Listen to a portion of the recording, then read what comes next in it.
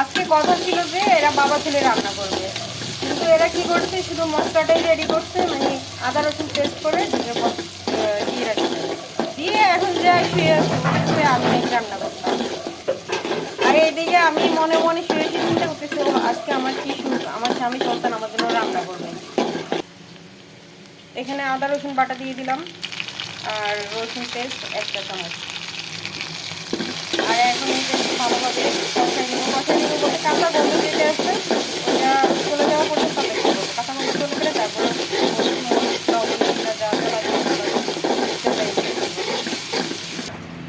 সব মশলা দেওয়া শেষ, সাথে একটু পানিও দিচ্ছি। তো মশলাগুলো সব মিক্স করে নিতেছি আর চুলার জালটা একটু বাড়াই দিই। আজকে সিলভারের কড়াইতে রান্না করতেছি, মানে রান্না অনেক মজা করতে। আর দারচিনি তেজপাতা এখানে মাংস ধুয়ে রাখছি, সবগুলো রান্না করবো না, অর্ধেকটা রান্না করবো, তো অর্ধেক পরিমাণে এখন মশলার মধ্যে দিয়ে দিব।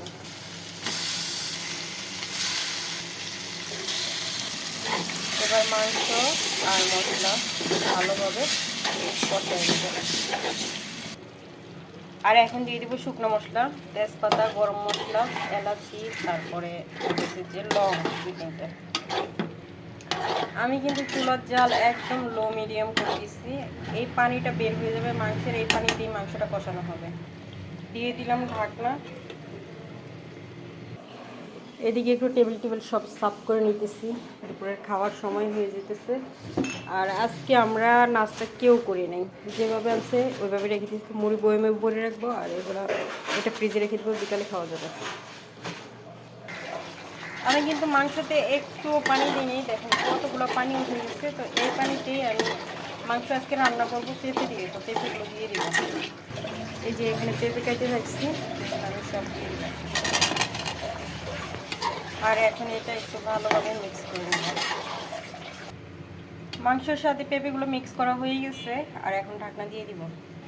আর এই অবস্থাতে জালটা আগের মতোই থাকবে, 5-6 মিনিটের মতো কষানো হবে, তারপরে ঝোলের পানি দিব।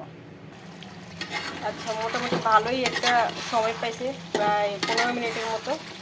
15 মিনিট পরে এসে দেখি যে পানি যতটুকু সব টেনে গেছে। আর এখন আমি দিয়ে দিব ঝোলের পানি।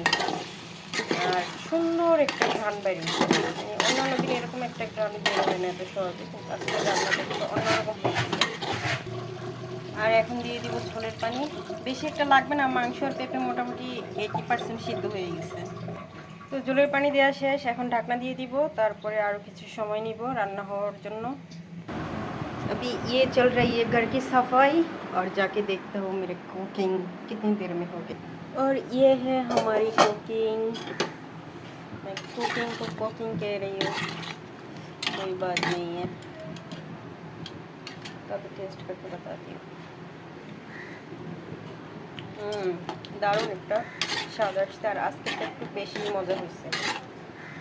এখন এটা নামাই নিব। আর ঝোল তো আমরা সবসময় বেশি খাই, তো এতটুকু ঝোলেই রাখবো। তরকারি নামানো শেষ। নীরব, ইয়ে দাও, স্টিম দাও।